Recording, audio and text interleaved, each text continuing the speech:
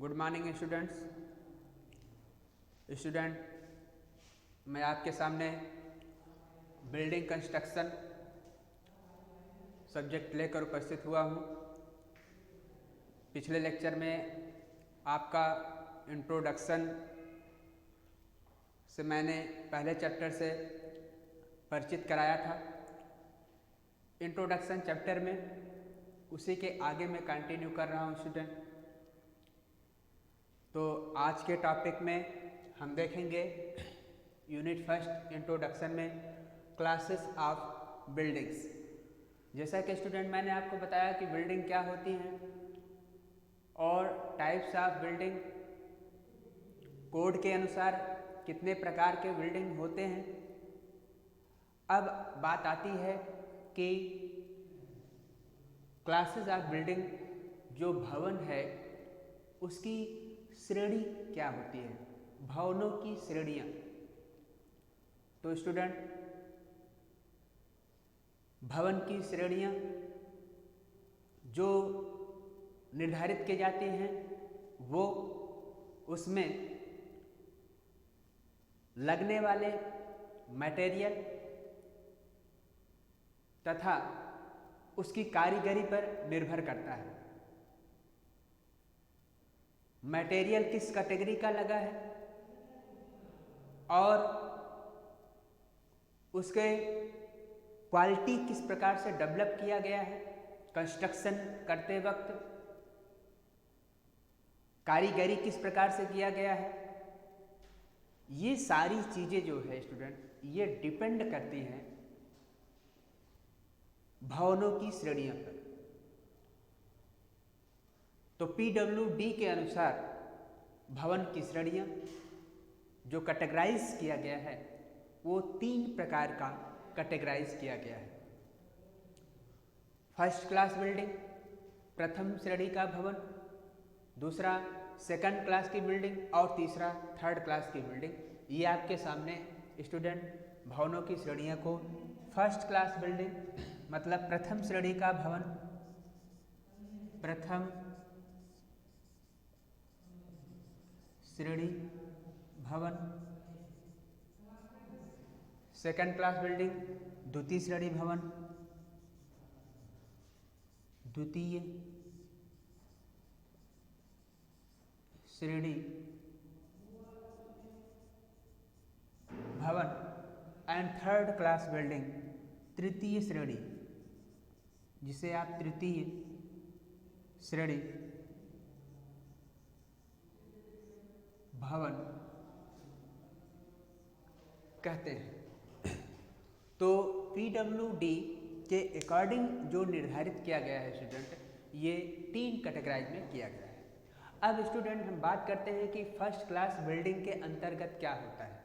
First class की building के अंतर्गत स्टूडेंट जो भी मटेरियल लगेगा वो सभी मटेरियल उच्च क्वालिटी का होगा और with in time with specification with quality control के साथ उस बिल्डिंग के, उस भवन के समस्त पार्ट में उच्च श्रेणी का मटेरियल प्रयोग किया जाएगा और साथ ही साथ उसकी जो कारीगरी होगी वह भी उच्च क्वालिटी की होगी। तो उच्च क्वालिटी, उच्च निर्माण सामग्री का प्रयोग तथा उच्च स्तर की कारीगरी करके जो भवन निर्माण किया जाता है वो प्रथम श्रेणी के बिल्डिंग के अंतर्गत आता है। यह भवन जनरली सबसे महत्वपूर्ण कार्यों के लिए किया जाता है और इसकी लागत भी अधिक आती है। क्लियर हो गया स्टूडेंट? अब हम बात करते हैं सेकंड क्लास की बिल्डिंग की। सेकंड क्लास की बिल्डिंग में स्टूडेंट इसमें मटेरियल उच्च क्वालिटी का होगा लेकिन इसमें विथ स्पेसिफिकेशन के हिसाब से कुछ पार्ट जो है वहाँ पे स्पेसिफिकेशन के हिसाब से उसमें पहले जो बिल्डिंग फर्स्ट क्लास की बिल्डिंग होती है उससे मटेरियल में थोड़ी सी उसकी गुणवत्ता में कमी आ सकती है। और इसमें जो स्लैब पड़ेगी स्टूडेंट, आरबी की छत आप डलवा सकते हैं। जैसे मैंने बताया फर्स्ट क्लास की बिल्डिंग, तो फर्स्ट क्लास की बिल्डिंग में जो ईंट होगी वो आपकी फर्स्ट क्लास की होगी। जो स्लैब आप कास्ट करवाएंगे वो स्लैब आपकी आरसीसी की होगी। जैसे इसमें देखिए फर्स्ट क्लास की बिल्डिंग है तो जो स्लैब पड़ेगी आरसीसी की पड़ेगी फर्स्ट क्लास में। लेकिन इसमें सेकंड क्लास में अगर आप जो स्लैब डलवा रहे हैं स्टूडेंट उसमें आरबी की स्लैब हो सकती है, आरबी की स्लैब हो सकती है, रेनफोर्स्ड ब्रिक का स्लैब हो सकता है। क्लियर हो गया? तो कैटेगरी में मटेरियल में कहीं ना कहीं कंप्रोमाइज हो सकता है इसमें। क्लियर हो गया? ठीक। तो अब जाहिर सी बात है कि जब मटेरियल में कुछ, मैंने इसमें क्या बताया आपको, एक बात ध्यान रखना है कि इसमें जो भी बिल्डिंग के कंपोनेंट जो भी पार्ट होंगे वो सारे के सारे उच्च क्वालिटी के डेवलप होंगे। लेकिन इसमें क्या होंगे, इसमें कुछ पार्ट जो है विथ स्पेसिफिकेशन उच्च क्वालिटी के होंगे और कुछ जो पार्ट हो सकते हैं वो उसका स्पेसिफिकेशन के हिसाब से वो उसका मटेरियल में थोड़ी सी पहले फर्स्ट क्लास की बिल्डिंग की अपेक्षा थोड़ी लो क्वालिटी का जो है मटेरियल यूज किया जा सकता है। क्लियर हो गया स्टूडेंट? यह जो है बिल्डिंग कम महत्वपूर्ण कार्यों के लिए, ठीक है ना, कम महत्वपूर्ण कार्यों के लिए प्रयोग किया जाता है। जहाँ पर बहुत ही विशेष महत्वपूर्ण का कार्य किया जाएगा वो फर्स्ट क्लास का, जहाँ मीडियम में काम, मीडियम श्रेणी का भवन बनाना होगा तो इस कैटेगरी के अंतर्गत आता है। तीसरे की बात करें स्टूडेंट, थर्ड क्लास बिल्डिंग, तृतीय श्रेणी भवन। तो तृतीय श्रेणी भवन में इसमें जो होगा मटेरियल, नाम से ही स्पष्ट हो रहा है कि जैसे आप फर्स्ट क्लास और सेकंड क्लास में जो मटेरियल आप प्रयोग करा रहे थे बहुत ही अच्छी क्वालिटी में करा रहे थे, और जैसे ही आप थर्ड क्लास में जाएंगे तो जाहिर सी बात है कि उसमें मटेरियल कहीं ना कहीं क्वालिटी उसकी घट जाएगी। जैसे आपकी इसमें आप जब प्रयोग कर रहे थे इन दोनों में, यहाँ पे आप जो मोर्टार बना रहे थे, यहाँ पे सीमेंट मसाला बना रहे थे, यहाँ पे आपकी क्वालिटी थोड़ा सा डाउन होगी तो हो सकता है कि जो फाउंडेशन में आप वहाँ पे सीमेंट कंक्रीट दे रहे होंगे यहाँ पे आप लाइम कंक्रीट बना सकते हैं, ठीक है। और तृतीय श्रेणी में स्टूडेंट जो हो सकता है यहाँ भी आपको लाइम कंक्रीट का प्रयोग कर सकते हैं, मड मोर्टार का भी प्रयोग कर सकते हैं। हालांकि अब पहले की अगर देखा जाए तो पहले मड मोर्टार का प्रयोग होता था, लेकिन आज के कंडीशन में कहीं भी मड मोर्टार का प्रयोग नहीं हो रहा है। इंजीनियरिंग अगर वर्क हो रहा है स्टूडेंट तो ये भवन आपका देखने को नहीं मिलता है। इंजीनियरिंग कार्यों में जनरली आपको यही आपको ज़्यादा से ज़्यादा फर्स्ट क्लास की ही बिल्डिंग विथ स्पेसिफिकेशन के अंतर्गत देखने को मिलता है। क्लियर हो गया स्टूडेंट? तो इस चीज़ को ध्यान रखना है। और बहुत ही लो कैटेगरी का, जैसे कि श्रमिकों के आवासीय उपलब्ध कराना हो, जैसे कि अस्थायी स्टोर बनाना है कुछ समय के लिए, तो वहाँ पे हम स्टूडेंट इसका प्रयोग करते हैं। बात समझ में आ रही है? मतलब जहाँ पे टेम्परेरी बनाना हो, जहाँ पे टेम्परेरी रूप से कुछ समय के लिए अगर बनाना हो, वहाँ पे आपको श्रमिकों को रखना हो तो वहाँ पे आप मकान बनवाते हैं ना, झुग्गी झोपड़ी जैसे बना देते हैं, या अस्थाई मतलब 4 साल 6 साल के लिए अगर हमें मकान को डेवलप कराना है तो बाद में हमें इसको हटाना है, तो इस प्रकार से ये वाला आपका प्रयोग कर सकते हैं। क्लियर हो गया ना? तो ये रहा स्टूडेंट आपका first class, second class, third class का। और अगर आप डिटेल में इसको मटेरियल पे जाएंगे स्टूडेंट, तो यहाँ पे जो है फर्स्ट क्लास में आपकी जो स्लैब होगी, मैंने आरसीसी को बताया, जो दरवाजे चौखट लगेंगे वो उच्च क्वालिटी के लगेंगे, मतलब कि शीशम के लगेंगे, ठीक है ना। और इसमें जो है टीक की ये उच्च क्वालिटी में, अब यहाँ पे थोड़ा सा घट जाएगी, जैसे कैलच्यूड ये लकड़ी का प्रयोग कर सकते हैं, ठीक है। फर्श में यहाँ पे आप मोज़ेक फर्श प्रयोग कर सकते हैं, यहाँ पे आप सीमेंट कंक्रीट का फर्श का प्रयोग कर सकते हैं इसमें, लेकिन इसमें देखिए स्पेशल क्वालिटी का गया तो मोज़ेक फर्श, समझ में आ रहा है? तो कहने का मतलब उसकी कैटेगराइज जैसे आप बनाएंगे तो उसी प्रकार से ये बिल्डिंग की श्रेणियाँ उस पर निर्भर करेंगी, उसके मटेरियल पे और उसकी कारीगरी पे निर्भर करेंगे। यहाँ तक क्लियर हो गया होगा स्टूडेंट? ठीक है, चलिए अब आगे देखते हैं। ओके स्टूडेंट, अब हम आगे देखते हैं कि क्लासेस ऑफ बिल्डिंग में मैंने आपको बताया कि मटेरियल और कारीगरी पे डिपेंड करता है, मैन पावर पे जो श्रमिक होंगे वो किस क्वालिटी के लगाए हैं, मटेरियल किस प्रकार से यूज किए गए हैं, उसके आधार पे मैंने आपको दिखाया।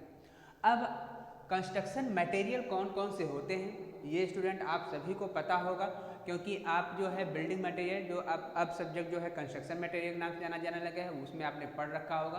तो कंस्ट्रक्शन मटेरियल निर्माण सामग्री, एक भवन आप बनाएंगे, कोई भी अगर आप स्ट्रक्चर खड़ा करते हैं तो उसके लिए जो प्रयोग होने वाले मटेरियल है स्टूडेंट कौन कौन से होते हैं, तो ये आपको पता होना चाहिए। स्टोन्स, पत्थर, ब्रिक्स, ईंटें, सीमेंट, लाइम, चूना, कंक्रीट, टिम्बर, लकड़ी, स्टील, इस्पात, सभी को पता होगा स्टूडेंट।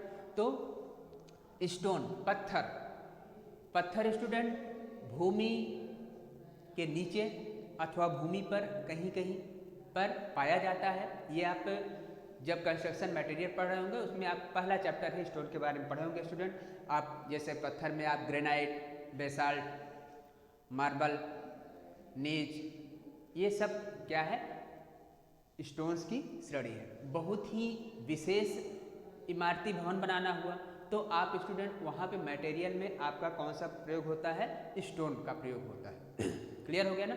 जैसे आप देखिए आगरा का ताजमहल देखिए, या हिस्टोरिकल प्लेसेस जितने भी अगर आप देखेंगे स्टूडेंट पहले का, तो वो जो है अब स्टोन का ज़्यादा से ज़्यादा प्रयोग किया जाता है।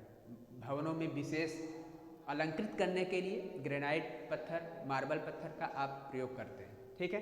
ब्रिक्स स्टूडेंट, ईंटें एक मृत्तिका का प्रोडक्ट है स्टूडेंट, जो सोयल उपयुक्त प्रकार की सोयल तथा उसमें बालू तथा अन्य इंग्रेडिएंट्स के साथ मिलाकर जो उसको सांचे में तैयार किया जाता है। सांचे में तैयार करके फिर उसको सुखाया जाता है, सुखा के पकाया जाता है, पका के फिर वो प्रोडक्ट तैयार होता है। वो प्रोडक्ट ही क्या है, आपको ईंट कहा जाता है। ईंट की स्टैंडर्ड साइज स्टूडेंट सभी को पता होगा, स्टैंडर्ड साइज ईंट की कितना होता है, 19 × 9 × 9 सेंटीमीटर। ये आपको पता है स्टूडेंट, 19 × 9 × 9 सेंटीमीटर। अगर मसाले के साथ पूछा जाएगा तो क्या हो जाएगा, 20 × 10 × 10 सेंटीमीटर। ये है स्टैंडर्ड साइज स्टूडेंट। क्लियर हो गया, इतना पता होगा। अब सीमेंट कैसे होता है स्टूडेंट, सीमेंट कैसे तैयार होता है, ये लाइम और क्या होता है, मृत्तिका में पदार्थों को मिलाकर रोटेटरी किल में इसको पीसा जाता है। उसमें रिटार्डर्स के रूप में जिप्सम मिलाकर जो अवयव तैयार किया जाता है स्टूडेंट, वो आपका क्या होता है, सीमेंट होता है। ये एक बंधक पदार्थ है। सीमेंट क्या है, बाइंडिंग मटेरियल है। क्लियर हो गया, सभी लोग परिचित होंगे आप इससे, क्योंकि आपने ये पढ़ रखा है। लाइम, चूना स्टूडेंट, चूना भी क्या है आपका, एक बाइंडिंग मटेरियल है। ठीक है। और इसके साथ ही साथ आप घरों को वाइट वॉशिंग के रूप में भी आप इसका प्रयोग करते हैं। ठीक है।